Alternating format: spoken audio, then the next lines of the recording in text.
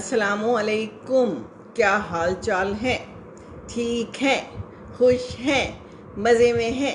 अल्लाह ताला मज़े में रखे, अल्लाह ताला खुश रखे, अल्लाह ताला आसानियाँ दे। बहुत बहुत दुआएं आपके लिए। क्या हो गया, मैं आज रोबोट बन गई हूँ हैं जी। वो मैं अभी ना लाइव आई हुई थी, उस पर यूट्यूब पे आई हुई थी।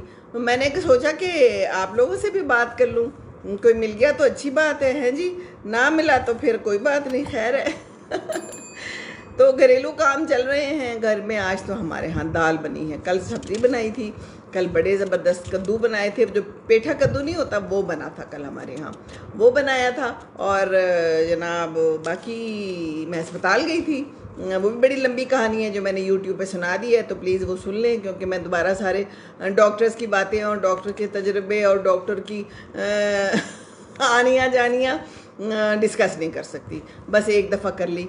और डॉक्टरों के क्या हालात हैं ये भी आप भी बता सकते हैं मुझे कि आपके साथ कोई क्या क्या तजुर्बे जो है ना पेश आ चुके हैं डॉक्टरों के। तो बस तबीयत ठीक नहीं थी, कुछ थोड़े से दिल गुर्दे फेफड़े आहिस्ता आहिस्ता थोड़े मसले दे रहे हैं। तो दिल में तो आपको पता है मेरा एंजियोग्राफी हुई है, तो मेरा यहाँ पर थोड़ा सा बाजू में दर्द था। तो मैंने कहा मैं डॉक्टर के पास चली जाऊँ। तो फिर वो कहानी तो सारी यूट्यूब पे मौजूद है, वहाँ जाएँ। अब सारी कहानी दोबारा नहीं सुनाती, अब कोई नई बात कर लेती हूँ। डॉक्टर जो है ना उसके पास जाना कोई सब्र का इम्तिहान है। तो पूरा दिन ही गुजर गया। तो फिर मैंने शान को ही कहा, जो हमारे घर में हमारा हेल्पर है, बड़ा प्यारा बच्चा है। मैंने कहा शान चलो तुम कद्दू बनाओ।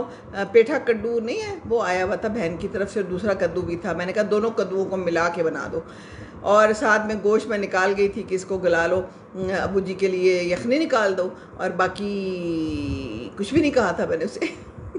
मैं चली गई। अबू जी कहने लगी बड़ी शदीद भूख लगी है, वापसी पे 12 बज गए। तो मैंने कहा कि अच्छा क्या करें? तो कहते हैं बाहर ही से खाना खा लेते हैं। मैंने कहा मैं तो बाहर से खाना नहीं खाना। खुदा के लिए कुछ लेना था तो वो भी लिया। उसके बाद फिर हम घर आए तो इसने कद्दू बनाया हुआ था और बड़ा अच्छा उसने गोश्त भून के रख दिया हुआ था खुद से। इसको मैंने सारा कुछ सिखाया, इसको कुछ भी नहीं आता था। जब ये आया था बच्चा तो बिल्कुल क्लीन स्लेट जिसे कहते हैं ना वैसा था, और अब मैंने इसको बड़ा ट्रेन कर दिया माशाल्लाह। तो बड़ा मज़ा आया। मैंने कद्दू खाया, साथ सलाद, खीरा, प्याज, टमाटर, और साथ में दही, और साथ में मैंने आलूचियों की चटनी बनाई थी, जो मैंने आपको उस दिन तरकीब भी बताई थी कि बनाएं। आजकल बहुत ज़बरदस्त मौसम आया हुआ है, अगर नहीं बनाया तो फिर क्या फ़ायदा इस ज़िंदगानी का है, और इन आलूचियों का और इस गर्मी का कोई फ़ायदा नहीं फिर।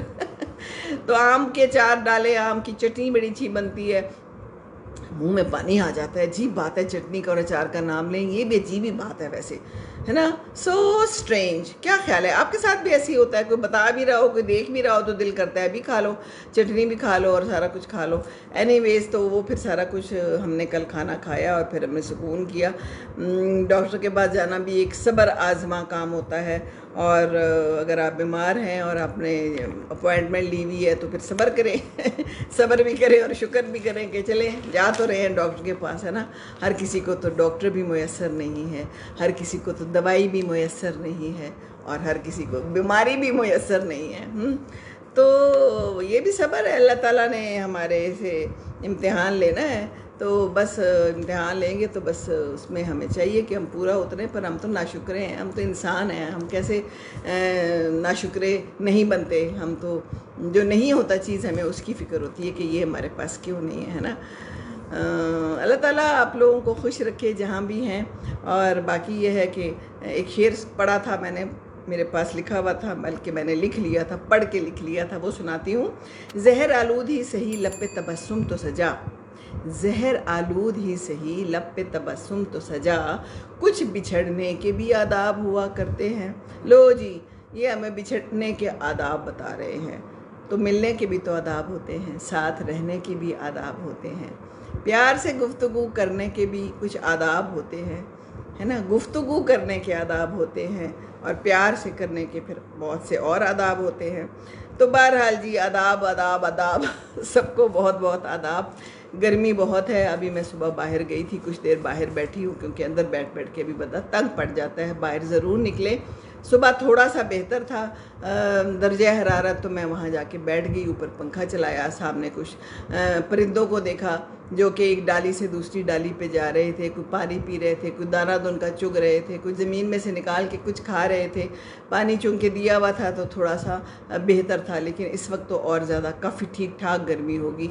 आई कैन इमेजिन कि इस वक्त बाहर क्या गर्मी है, क्योंकि अंदर ही इतनी गर्मी है और पंखा चल रहा है और पंखे में भी मुझे इस वक्त पसीना आ रहा है। अल्हम्दुलिल्लाह जो कुछ मुयस्सर है ना। कुछ लोगों के पास तो पीने का साफ़ पानी भी नहीं है। कल मैंने एक थर का कोई छोटा सा क्लिप देखा जिसमें बच्चे बोतलें भर रहे थे पीने के लिए पानी, और वो इतना गंदा था और इतना गदला था कि मुझे बड़ा अफसोस हुआ और दिल ख़राब हुआ।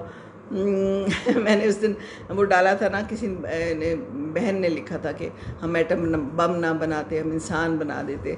तो उस पर लोगों ने अपने अपने तबसरे किए। वो मेरा कोई सियासी कोई उसका मकसद नहीं था, वो तो मैंने उनका कमेंट लेके डाल दिया था। बात यह कि सियासत से तो मैं बिल्कुल मुतनफ़र हो चुकी हूँ।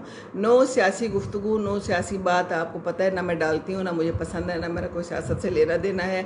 अगर कभी था भी तो अब ख़त्म हो गया। मुझे उस दिन बड़ी एक मेरी फ्रेंड बाहर रहती है कहती है इसी में सियासत पे बोलो। अब्दुल्ला भी कहते हैं सियासत पे बोला करे मामा। मैंने कहा उस पर तो बड़े लोग बोल रहे हैं, मैं तो उनको ही नहीं सुनती, मैंने क्या बोलना है। मैंने कहा मैंने तो कुछ नहीं बोलना। नहीं कोई फ़र्क आएगा दुनिया में, कोई सियासत में बोलने से फ़र्क आएगा, कोई आप कैसे फ़र्क लाओगे, पाकिस्तान में कैसे फ़र्क लाओगे। मैं क्या, मुझे रहने दो, मुझे सियासत से दूरी रखो। मैं इसी तरह की बातें करके बस दिल फ़र्क ले आऊँगी। अगर एक दो बंदे मेरी वजह से गाड़ी चलाना सीख देते हैं, एक दो बंदे मेरी वजह से कोई पेज या चैनल खोल लेते हैं, एक दो बंदे मेरी वजह से कोई गुफ्तगू करना दूसरे से सीख लेते हैं, कोई किसी से बात करना सीख लेते हैं, कोई अपना मुद्दा बयान करना सीख लेते हैं, कोई ये समझते हैं कि बात करनी चाहिए अपनी ज़ुबान से और अच्छे अल्फाज निकालने चाहिए और बुरे अल्फाज को ज़रा पकड़ के रख लेना चाहिए, या अपनी बीवी और अपने मियाँ के साथ अच्छा सलूक कर लेना चाहिए। तो मेरा तो बेड़ा पार हो गया। बस मेरे लिए यही काफ़ी है कि मैं कोई अच्छी बात कर लूँ, and that is enough for me. I just don't want this सियासत। ना जी ना, मेरा ये अब कप ऑफ टी रहा ही नहीं। कोई फ़ायदा नहीं है। जब फ़ायदा ही नहीं है और दिल ही ख़राब करना है और वही लोग हैं एक दूसरे के ख़िलाफ़ अपने बातें करनी है, एक दूसरे के गंदे और गड़े मुर्दे उखाड़ने हैं, कि कैसी सियासत है। इज़ दिस सियासत? इस सियासत का क्या फ़ायदा है? फिर एक दूसरे को मार भी देते हैं, कत्ल भी हो जाते हैं, दुनिया से ही चले जाते हैं सियासत पे बोल बोल के, किसी का साथ दे के वो चले गए, ख़त्म हो गए। तो अल्लाह के पास जाना है, अल्लाह से लौ लगाएं, मुसीबत में अल्लाह से मदद मांगें, अल्लाह के साथ अपने आप को कनेक्ट करें। और कोई समझ नहीं आती तो पौधों में बैठ जाएं, ये भी अल्लाह की मखलूक है। परिंदों में बैठ जाएं, ये भी अल्लाह की मखलूक है। इन चीज़ों में दिल लगाएं। सियासत का क्या करना है जी? हमने जो है ना ये बस ये शिर्क ही है, और क्या है सियासत में। और फिर सियासत में हमने खुदा बनाए हुए हैं, तो फलाना तो फलूना, और पता नहीं क्या कुछ हो रहा है। सो आई एम आउट ऑफ सियासत। आई एम आउट ऑफ सियासत। सियासत पे हम इन्ना लिल्लाहि व इन्ना इलैहि राजिऊन पढ़ देते हैं। कोई फ़ायदा नहीं है, कोई फ़ायदा नहीं है। इतने महल्लात का और इतनी चीज़ों का भी कोई फ़ायदा नहीं है। बीमार हैं, पता है, जा रहे हैं, मर रहे हैं, मरने वाले हैं, अपने सामने हम लोगों को दफन करते हैं, फिर भी हम सबक हासिल नहीं करते, है ना। ओहो, तो हमारे लिए तो शैतान है ना, शैतान फिर रहा है, शैतान हमें बताता है करो बुरे काम। सियासत में भी कोई अच्छे काम तो हो नहीं रहे हैं, हो रहे हैं। अगर हो रहे हैं तो चले बता दें, आप लोग कर लें, गुफ्तगू करनी है नीचे कमेंट कर दें, आप सियासत के बारे में आपके क्या नज़रिए हैं, चले आप कर लें, आपको इजाज़त है, आपको हक़ है। आप यहाँ पर बात करना चाहें तो कर सकते हैं, अपने कमेंट देना चाहें तो दे सकते हैं। मैंने तो अपना दे दिया भाई। मुझे कहा जाता है कि नहीं आप अपना राय का इजहार करें, मेरी कोई राय नहीं रह गई अब सियासत के ऊपर। सीरियसली, ऐसी बुरी सियासत, ऐसी बुरी सियासत, जो ऊपर जाता है उसको मार देते हैं, वो कत्ल हो जाता है। हाँ जी, एक दूसरे के ख़िलाफ़ जो है हम बातें करते हैं, दैट इज़ सियासत। हमारे पाकिस्तान में तो यही सियासत है।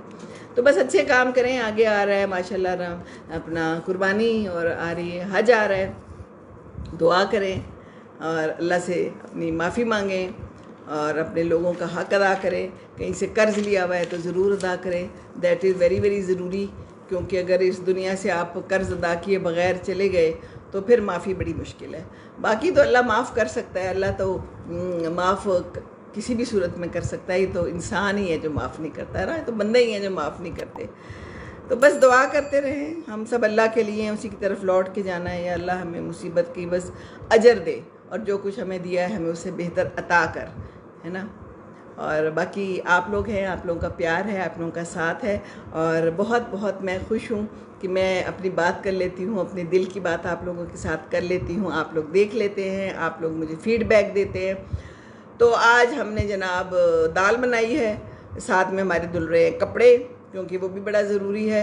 वजी अपने कमरे में, बल्कि मेरे कमरे में अपने पेपर चेक कर रहे हैं, क्योंकि बच्चों के इम्तिहान हुए थे तो उन्होंने पेपर चेक करने थे। साथ साथ कहते हैं कि बस बहुत हो गया, हमारे भी अब कुछ नहीं रहा, बुढ़ापा तो आ गया है, ज़ाहिर है। रिटायरमेंट के बाद अब सारे अज़ा जो हैं वो आहिस्ता आहिस्ता वीक हो रहे हैं, लेकिन जब तक हैं हम कोशिश करते रहेंगे। मैं भी कोशिश करती रहूँगी कि मैं आती रहूँ, आप लोगों से कोई बात करती रहूँ, है ना, क्योंकि बात करना ही ज़िंदगी है और बात में ही ज़िंदगी है। बात करें, दूसरों को अपने कोई एक दो ख़यालात पहुंचा दें। कल मैंने अपने पोतों की वीडियो डाली थी, वो स्विमिंग कर रहे थे, डीप वाटर में छलांगे मार रहे थे, लड़का खड़ा था, अब्दुल्ला भी पास था। तो अब गर्मियाँ आ गई हैं, अगर कहीं आपके कोई स्विमिंग पूल हैं, कोई नहर नदी है नहर नदी तो खैर नहीं, लेकिन कहीं कोई सेफ़ जगह है तो अपने बच्चों को ज़रूर लेके जाएं। ये जो स्विमिंग है ये भी बड़ी ज़रूरी है सीखनी। हर चीज़, हर हुनर अच्छा है सीखने, जो भी सीख लें ज़रूरी है।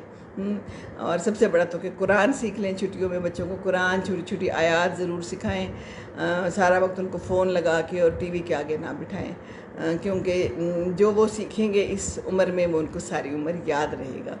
तो ये मेरे पोते तो माशाल्लाह सीख रहे हैं और अल्हम्दुलिल्लाह अल्हम्दुलिल्लाह।